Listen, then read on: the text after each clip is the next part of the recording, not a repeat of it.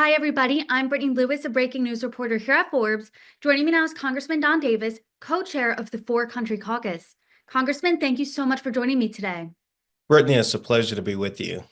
It is a pleasure to be speaking with you. You are leading the For Country Caucus. It's a bipartisan effort that was started about 5 years ago. So, to start the conversation, can you explain the group's goals and how you've worked to achieve them over the past couple of years? Absolutely. It's been an honor to serve our country. Wearing the uniform, I served in the United States Air Force, and so many others have had the opportunity of serving our country, and they go on to continue their service in the Congress. The For Country Caucus is a caucus that's formed of members who have worn the uniform, various services, various backgrounds, and obviously both Democrats, Republican. And we come together to tackle some of the more complex issues. And in fact, we've been very successful, even in the 118th Congress, I would say, when there were often log jams and we just did not see a lot coming through. This is an arm in which our former military members come together and we look at ways that we can continue to protect the American people. I feel really lucky in my life, and I told you this earlier in our conversation. I have veterans in my life. My grandfather was a Marine, my uncle served in the Air Force, and when I have conversations with them, they're rational, they're solutions oriented, they're more measured. So, can you talk to us about what the conversations look like across the aisle in this caucus? Absolutely. When we talk, we're looking for solutions. And that's the thing about this caucus, with those who've worn the uniform, those who've served our country, just done some amazing things if you really get into the details of the biographies of our members. I mean, literally heroes in this caucus. But we come together to talk about important issues. We were working hard, for instance, with Ukraine, Israel, those things that matter for the American people. Not only that, we're looking forward in the 119th Congress of moving forward to tackle hopefully big picture issues to continue the conversation with our allies. We are very much interested in the situation with Israel and Hamas, the ceasefire in particular right now that's received a lot of attention. We need to continue to move forward, to get back to the Abraham Accords, pursuing peace in the Middle East. All this is going to be important, all the way to securing the southern border. These are important items for all of us. What I would see, you'll see more conversation around biosecurity. We learned so much around COVID, and we'll receive a commission's report and begin to sort through potential areas that we can agree on to implement. We will look at education service. For instance, our selective service, also the JRTC program.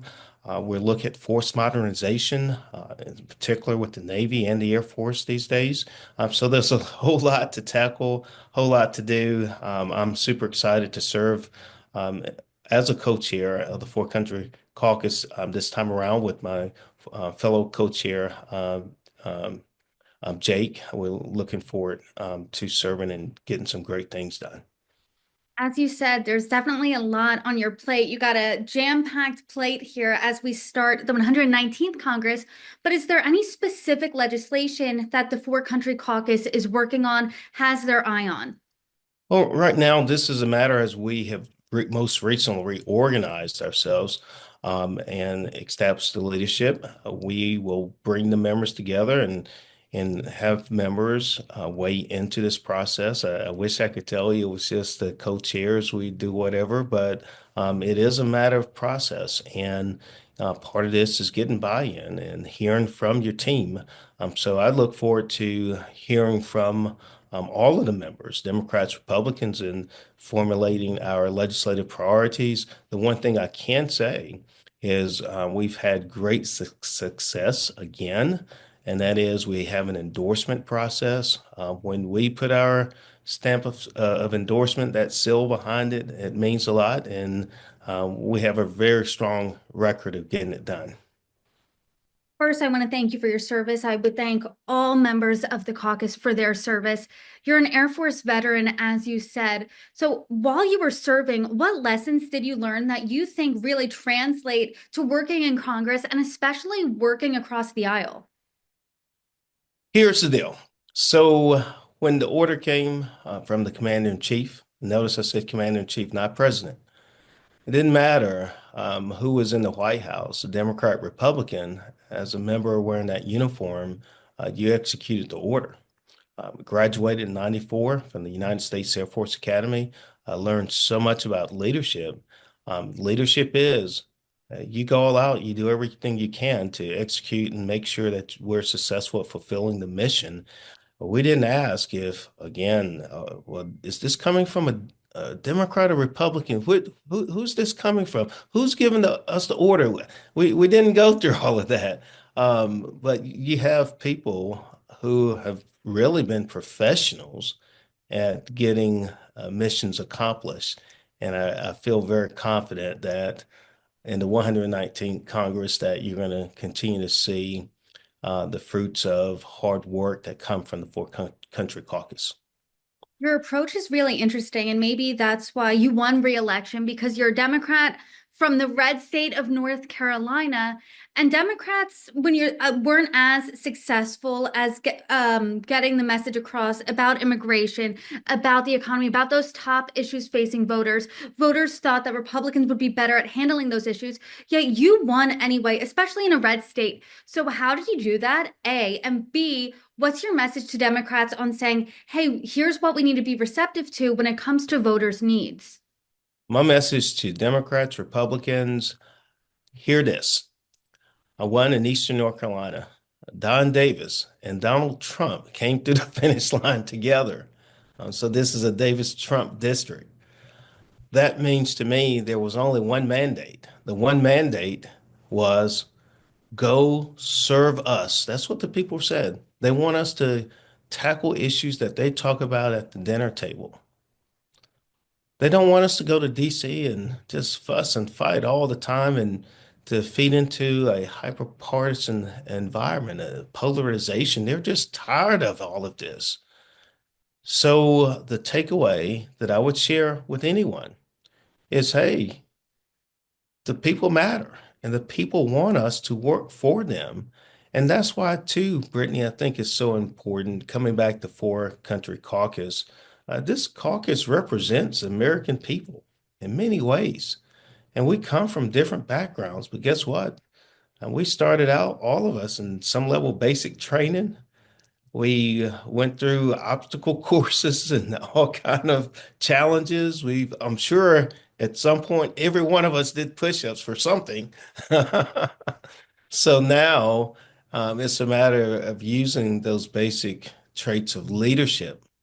How do we lead? How do we move forward? How do we represent people? How do we take care of those that you're entrusted to lead as leaders? So there's so many basic principles I learned along the way that now help me and many other of my colleagues who are honored to be part of the For Country Caucus. A Davis Trump ticket split is very interesting. And as you know, Republicans have a slim majority in both the House and the Senate. As we know, Donald Trump is now in the White House. He's a Republican as well. So when you're talking with your colleagues in the House, particularly Democrats, what do those conversations look like on how we can work with Republicans? It's always looking for the opportunities, not the opportunity to bash or slam, but the opportunity to get something done. There have been opportunities, rare opportunities, and I would imagine we want to continue to widen those opportunities and be team players to get things done. But again, at the end of the day, we're here to fight for our constituents. And for me, it starts with their national security, making sure the American people are safe. And I'm just so excited to be able to lead forward and to, be a voice and hopefully that voice of reason, even with my colleagues as we are looking forward to the 119th Congress here. I would love to just pick your brain for a few more minutes about national security and how it relates to news of the week. Because as we know, Donald Trump was sworn in. He started his second term this week, and he's hit the ground running really since November when it comes to assembling his cabinet. And based on his cabinet nominees, what does that indicate, do you think, on his policy when it comes to national intelligence and defense? Let me first start by focusing on the power of what I think bipartisanship. And you mentioned that President Trump hit the ground running before being sworn in again on January the 20th. I agree with that. When we look, for instance, at the ceasefire, when we look at what's taking place in Israel today with Hamas, we know that the Biden framework was out there. And we know that the Biden framework, is still the foundation of the agreement. But it also, I do believe, and I'm acknowledging having Trump's team at the table. So when you're able to pull the teams together and people see, okay, hey, they're serious. And we had a framework in place, everybody's sitting at the table. Look at what's happening. Now we're beginning to see hostages released. I still would love to see North Carolina native Keith Siegel released, all the hostages released. And we must continue to keep them, their families, in our prayers and continue to especially pray for those who have been just brutally murdered. But the power in all of this is look what happens when we are standing united together. Now, obviously, everybody can come back and claim victory, for making it happen. But we stood together. We stood as the USA, one country. There's strength in that unity. So I want to really focus on that. And then when you think about what is an entity that reminds of that strength, it's the For Country Caucus indeed. Moving towards Trump's nominations, I just more so would like to focus on, again, it's easy to focus on those who are getting a lot of conversations back and forth that it's going, but I'd like to talk about Mike Waltz, for instance. Mike, oh God, just an amazing person, served our country honorably. And it was truly a pleasure just to serve with him on the House Armed Services Committee. He was always focused. And what I'm saying is he's taking that same focus now with him, with the administration. I mean, that's a good pick. That's a good selection. And I believe, I would like to see Trump to just continue to move forward with great selections. And at the end of the day, it's up to the Senate for advising and consenting, not the House. So whoever comes out at the end, my role and job is going to be to ensure oversight and accountability I and think make sure that we're upholding our national security for the American people. I think your sentiment is really interesting and really indicative of conversations I've had with voters across the country over the past couple of years. That's we want unity, we want people to be working together, and you're really echoing that. So when you're looking at this cabinet and you say, hey, I want to focus on the people that I think are going to make a difference, not just the noise, what do you think this indicates about his concerns and where he wants to go when it comes to defense and when it comes to national security? Well, I put it this way, with the right people in the right places, and even those that we may just have to give a chance in this process, um, we want America to succeed. We want the administration to succeed. I don't want the administration to fail. When President Trump fails, that means Don Davis fails. The people, the first congressional district fails. So we're not about that. And as I said before, where we think there may be differences, even our House Armed Services Committee in particular, we tend to be more bipartisan. We actually have seen, for instance, the NDAA move. We've actually passed the NDAA, even during trying times. So I'm optimistic, and not only optimistic, when I believe we're getting off course, we're going to speak up for that too. Congressman, I really appreciate this conversation today, and I think that viewers and Americans in general will appreciate this tenor of, hey, I want to work together. I want to deliver results to the American people, regardless of party. So, Congressman Don Davis, thank you so much for joining me. You are welcome back anytime. Thank you.